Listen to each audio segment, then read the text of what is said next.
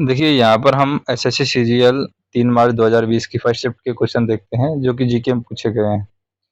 तो उनसे थोड़ा आइडिया लग जाएगा किस तरीके के क्वेश्चन हैं, जीके में पूछे जाते हैं। जैसे सावित्रीबाई फुले किस राज्य से संबंधित है? तो ये महाराष्ट्र से संबंधित है। सावित्रीबाई जो फुले है हमारी, वो कहाँ से है? महाराष्ट्र से। और ये भारत की प्रथम महिला शिक्षिका और समाज सुधारक थी। जो हमारी सावित्रीबाई फुले थी, ये हम कह सकते हैं कि प्रथम महिला शिक्षिका थी और समाज सुधारक भी यही थी।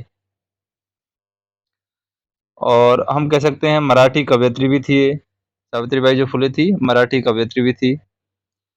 सावित्रीबाई फुले जो है भारत के पहले बालिका विद्यालय की पहली प्रिंसिपल थी। और हम कह सकते हैं पहले किसान स्कूल की ये संस्थापक भी थी। जो सावित्रीबाई फुले है, वो हमारे पहले किसान स्कूल की संस्थापक भी थी ये। एक किसान स्कूल है, किसान स्कूल की संस्थापक भी थी, समाज सुधारक भी थी और मराठी कवयित्री भी थी।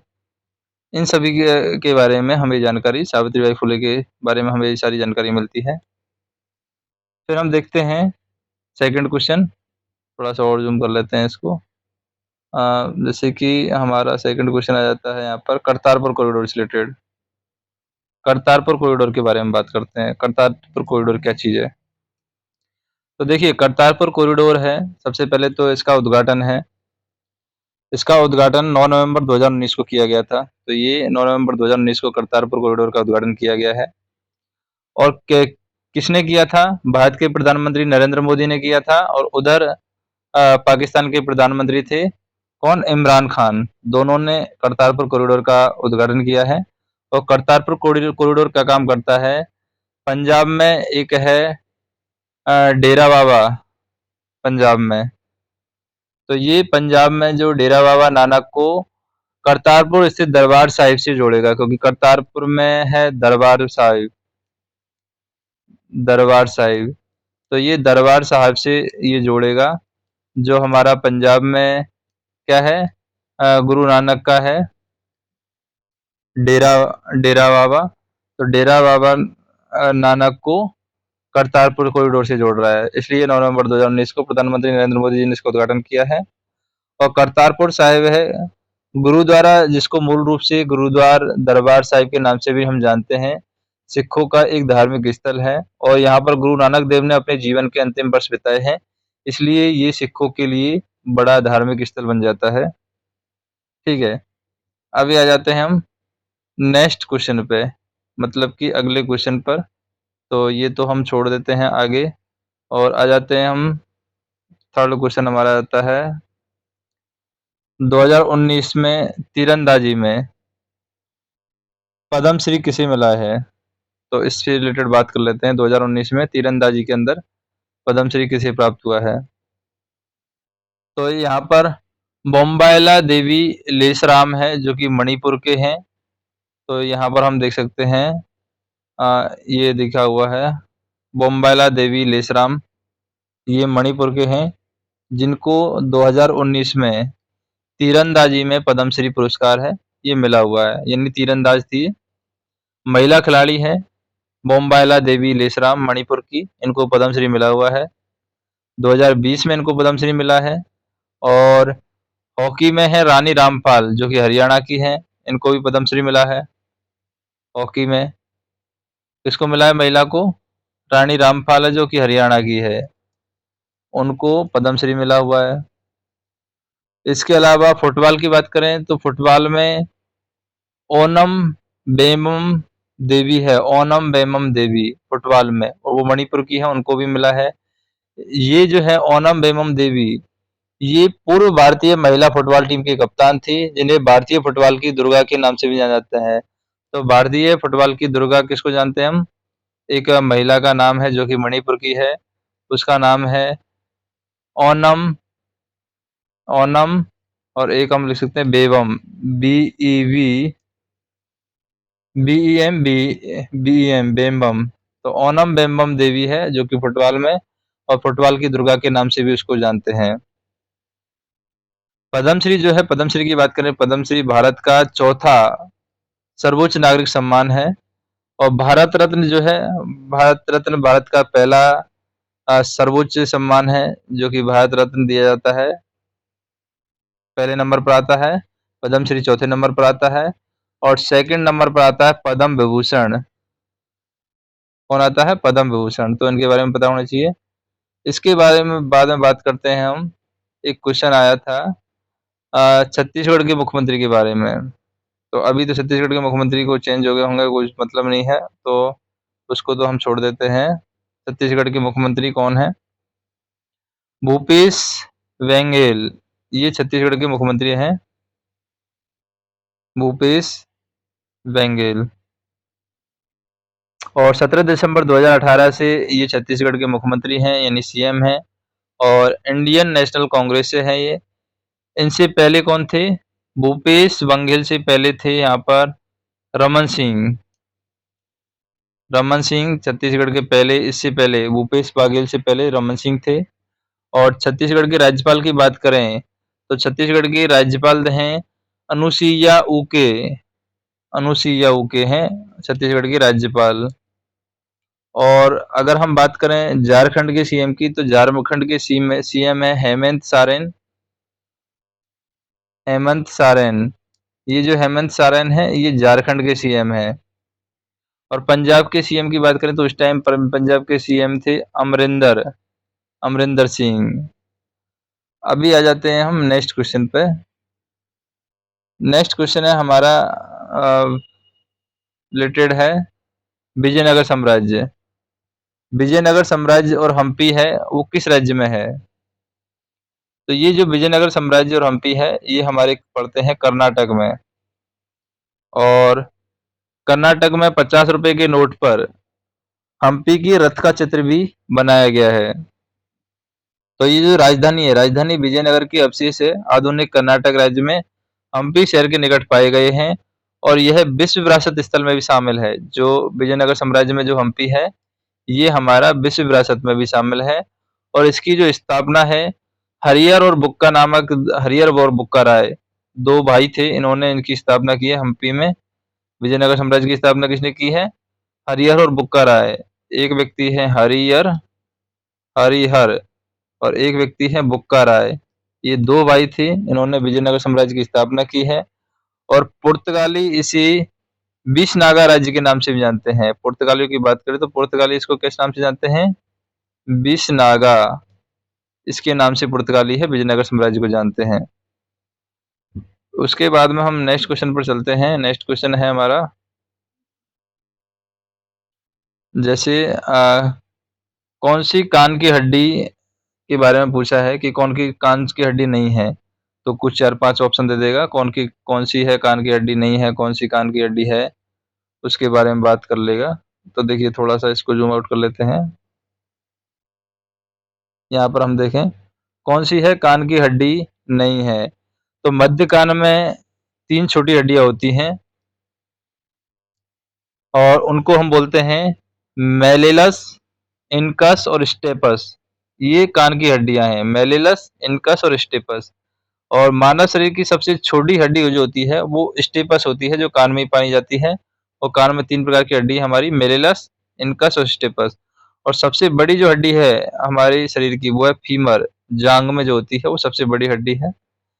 नेक्स्ट देखते हैं कि टेस्ट में 4 लगातार सीरीज में क्या कर रहा है, 4 लगातार सीरीज में डबल शतक लगाने वाले खिलाड़ी कौन है टेस्ट मैच में? तो यहाँ पर हम देख सकते हैं क्वेश्चन में विराट कोहली जो है वो टेस्ट में लगातार 4 डबल सेंचुरी लगाने वाले हैं।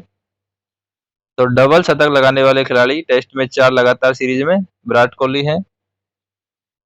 नेक्स्ट आता है हमारे पास में कि श्रीलंका के राष्ट्रपति कौन है? तो गोटाबाया राजापक्सा, ये श्रीलंका के राष्ट्रपति हैं। तो इसके आसपास ही हम और बात कर लेते हैं कि ये गोटाबाया राजपक्सा है, श्रीलंका के राष्ट्रपति हैं। इसके अलावा अगर हम बात करें पीएम की, श्रीलंका के पीएम कौन है? तो महिंदा राजपक्सा श्रीलंका के पीएम हैं। नेपाल के राष्ट्रपति की बात करें तो विंध्या देवी भंडारी नेपाल के राष्ट्रपति अभी चेंज हो गए हैं। नेपाल के पीएम कौन है? केपी शर्मा ओली हैं, अभी चेंज हो गए हैं कि नेपाल के पीएम भी चेंज हो गए हैं। बांग्लादेश के राष्ट्रपति हैं अब्दुल हमीद, वो भी चेंज हो गए होंगे। और भूटान के राष्ट्रपति हैं लॉटरी तरसिंह, वो भी चेंज हो गए होंगे यहाँ पर। तो वो तो लेटेस्ट हमें चेक कर लेना है कि भारत के आसपास के जो देश हैं उनके राष्ट्रपतियों के बारे में भी हमें मालूम होना चाहिए, प्रधानमंत्रियों के बारे में भी हमें मालूम होना चाहिए कि कौन है वहाँ का राष्ट्रपति, कौन है वहाँ का प्रधानमंत्री, वो सारी चीज़ें मालूम होनी चाहिए। तो उसको तो हमें पढ़ने से कोई फ़ायदा है नहीं खास। अभी हम बात करते हैं सलमान रुश्दी की पुस्तक, कौन सी पुस्तक है जो सलमान रुश्दी की है? तो यहाँ पर हम बात करते हैं सलमान रुश्दी की पुस्तक के बारे में। ईरा और डार्कनेस है, ये सलमान रसूदी की पुस्तक नहीं है, ये शशि थरूर ने लिखी है, ईरा और डार्कनेस। अहमद सलमान रसूदी एक ब्रिटिश भारतीय उपन्यासकार और निबंधकार थे। सलमान रुश्दी हैं, इनका पूरा नाम था अहमद सलमान रुश्दी। ये ब्रिटिश भारतीय उपन्यासकार और निबंधकार थे। इन्होंने अपने दूसरे उपन्यास जो थी मिडनाइट चिल्ड्रन से प्रसिद्धि प्राप्त की है और उन्हें 1981 में बुकर पुरस्कार भी मिला है। कौन सा पुरस्कार मिला है इनको? बुकर पुरस्कार मिला है 1981 में। और यहाँ पर इतिहासकार और निबंधकार भी हैं ये। और मिडनाइट चिल्ड्रन इनकी प्रसिद्धि थी और वहां से इनको दूसरा उपन्यासकार था मिडनाइट चिल्ड्रंस। कौन सा था? मिडनाइट चिल्ड्रन, मिडनाइट चिल्ड्रंस, वहां से इनको उपाधि मिली है। उसके बाद में बात करते हैं जैसे जीएसटी काउंसिल के बारे में बात कर लेते हैं हम। जीएसटी काउंसिल से लॉटरी पर कितने परसेंट टैक्स रेट फिक्स है? अगर लॉटरी आपको लगती है जीएसटी काउंसिल तो उस पर 28% आपका टैक्स लगेगा। अगर लॉटरी से पैसा मिलता है आपको तो 28% आपको टैक्स वहां पर देना पड़ेगा। खेल से संबंधित अगर हम बात करें ट्रॉफी की तो ये तो काफी कप हैं। हरिका द्रोणावली का संबंध किससे है? हरिका द्रोणावली है वो हमारा शतरंज से रिलेटेड है। किससे रिलेटेड है? शतरंज से रिलेटेड है हरिका द्रोणावली। नेक्स्ट हम देखते हैं शुष्क बर्फ किसे कहते हैं? शुष्क बर्फ हमारा जो ठोस CO2 होता है, ठोस CO2 को हम शुष्क बर्फ कहते हैं, ठोस CO2। एक हमारे पास में है यूरोपीय यात्री सर टॉमस रो। तो सर टॉमस रो है, ये किसके शासनकाल में भारत आए थे? कौन सा मुगल शासक उस समय भारत पर शासन कर रहा था जब सब यूरोपीय यात्री है सर टॉमस रो आए थे? तो उस समय जहांगीर है यहाँ पर शासन कर रहे थे। कैप्टन हॉकिंस अंग्रेज अधिकारी 1608 में इंग्लैंड के राजा जेम्स प्रथम के दूत के रूप में मुगल शासक के समय आए थे, तो वो जहांगीर के थे उस समय। एक कैप्टन हॉकिंस भी आए थे, अंग्रेज अधिकारी थे 1608 में, और 1608 में शासन कर रहे थे मुगल जहांगीर। और ये कैप्टन हॉकिंस हैं, ये अंग्रेज अधिकारी थे, इंग्लैंड के राजा जेम्स प्रथम के दूत के रूप में आए थे। उस समय इंग्लैंड के राजा थे जेम्स प्रथम, और जेम्स प्रथम ने दूत बना करके भेजा था। किसको भेजा था? हॉकिंस को भेजा था। तो हॉकिंस भी इनके समय ही आए थे। फिर हम बात करते हैं इसकी विश्व खाद्य प्रोग्राम की। देखिए विश्व खाद्य प्रोग्राम जिसको हम बोलते हैं वर्ल्ड फूड प्रोग्राम, इसका मुख्यालय कहाँ पर है? इसका मुख्यालय रोम इटली में है। जो वर्ल्ड फूड प्रोग्राम है हमारा, इसका मुख्यालय इटली में है। और इसकी स्थापना कब की गई थी? फॉर्मेशन की अगर बात करें तो 9 दिसंबर 1961 को इसकी स्थापना हुई थी। 19 दिसंबर 1961 को वर्ल्ड फूड प्रोग्राम की स्थापना हुई थी। और इसकी बात करें हमें हेड कौन थे इसके उस समय? डेविड वेस्ली इसके हेड थे। अभी भी क्या, अभी प्रेजेंट के हेड भी हम देख सकते हैं कौन है। उसके बाद में बात करते हैं 21वीं सेंचुरी, जिसमें हम कह सकते हैं फॉक्स को कौन सी कंपनी ने खरीदा है? एक फॉक्स कंपनी है, उसको वाल्ट डिज्नी कंपनी है इसने खरीदा है। वाल्ट डिज्नी कंपनी ने रूपक मर्डॉक की 21st सेंचुरी फॉक्स की फिल्म, टेलीविजन और इंटरनेशनल बिजनेस को 52.4 अरब डॉलर यानी करीब 3,34,000 करोड़ रुपए में खरीदा है। उसके बाद में हम बात करते हैं इसके बारे में, रेपो रेट और रिवर्स रेट। रेपो रेट क्या है, कौन डिसाइड करता है? Repo rate, reverse repo rate, ये आरबीआई डिसाइड करता है सारा। वर्तमान में जो रेपो रेट है 5.15% है, तो जब भी आप एग्जाम देना चाहिए तब रेपो रेट चेक कर सकते हैं कि रेपो रेट क्या है।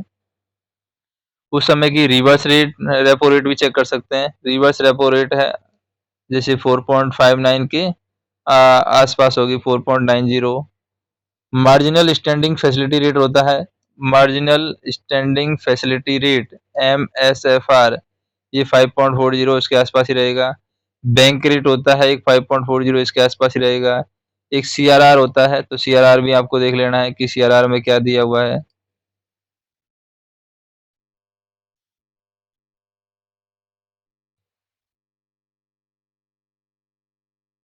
CRR आपको चेक कर लेना है। SLR आपको चेक कर लेना है। CRR और SLR भी आपको चेक कर लेना है, ठीक है। इसके बाद में आता है हमारे पास में मिशन मंगल फिल्म के बारे में। मिशन मंगल फिल्म है, मुख्य अभिनेत्री कौन थी इसमें मिशन मंगल फिल्म में? तो देखिए विद्या बालन है, ये मुख्य अभिनेत्री थी विद्या बालन। और मिशन मंगल के अभिनेता थे अक्षय कुमार। और डायरेक्टर की बात करें, जगन शक्ति इनके डायरेक्टर थे मिशन मंगल के। कौन थे? जगन शक्ति, ये मिशन मंगल के डायरेक्टर थे। जो मिशन मंगल मूवी आई थी उसके डायरेक्टर थे। फिर आ जाता है सांची के स्तूप की खोज किसने की?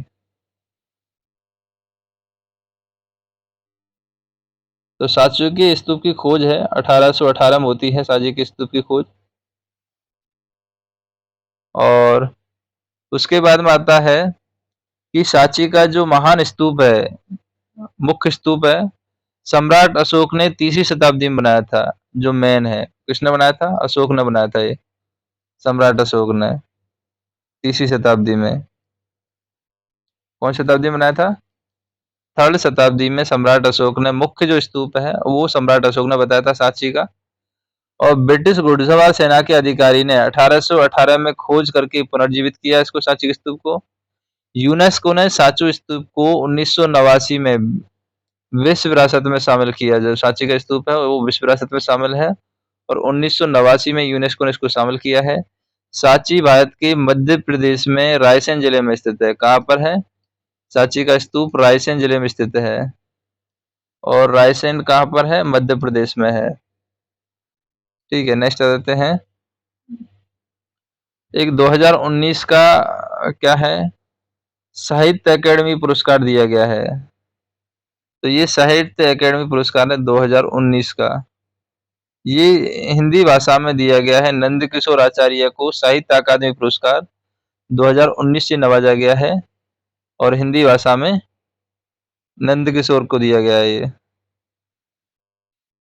इंग्लिश में कांग्रेस नेता और सांसद थे शशि थरूर, उनको ये साहित्य अकादमी पुरस्कार मिला है।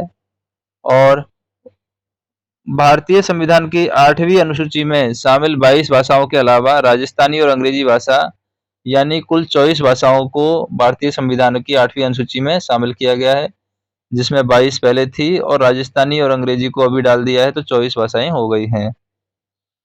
उसके बाद में बात करते हैं,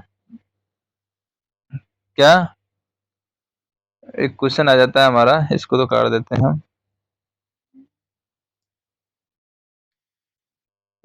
राजस्थानी हो गया सबसे लंबे। तो एक क्वेश्चन है कि सबसे लंबे समय तक रहने वाले राजा कौन है जिनका 2020 में निधन हो गया?